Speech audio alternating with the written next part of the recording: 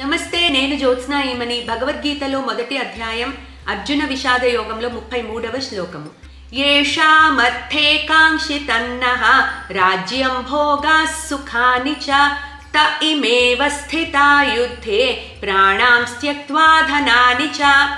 So already మనం ముందు శ్లోకాల్లో చూసాము, అర్జునుడు ఒక వేదాంత ధోరణిలో మాట్లాడుతున్నాడు. ఒక క్షత్రియుడు అయ్యుండి యుద్ధంలో రాజ్యం కోసం నిలబడి అక్కడ కౌరవులతో యుద్ధానికి రెడీ అయ్యి ఉన్నవాడు ఒక్కసారి రెండు వైపులా తన జనాన్ని చూసేసరికి ఒక వేదాంత ధోరణిలోకి వెళ్ళి మెంటల్గా ఫిజికల్గా వీక్ అయిపోయి ఒక ఎగోని క్యారీ చేస్తూ నాకు ఈ రాజ్యం మీద సుఖాల మీద నాకు ఇంకా కాంక్ష లేదు, నేను ఎవరి కోసం ఎందుకు ఇవన్నీ వేస్ట్ అన్న టైప్లో మాట్లాడాడు. ఇప్పుడు ఈ శ్లోకంలో ఏం చెప్తున్నాడు? ఏషామర్థే కాంక్షితన్నః రాజ్యం భోగా సుఖానిచ. ఎవరి కోసం అయితే ఈ రాజ్యము భోగాలు సుఖాలు కోరుకుంటున్నామో వాళ్ళందరూ కూడా తయిమేవ స్థితా యుద్ధే ప్రాణాం త్యక్త్వా ధనానిచ.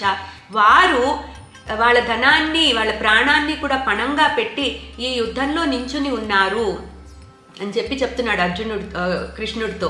ఈ విషయం సంజయుడు ధృతరాష్ట్రుడితో చెప్తున్నాడు. అంటే ఒక రకంగా అర్జునుడు ఇక్కడ యుద్ధం అవాయిడ్ చేయడానికి చూస్తున్నాడా అని మనకి అనిపిస్తుంది.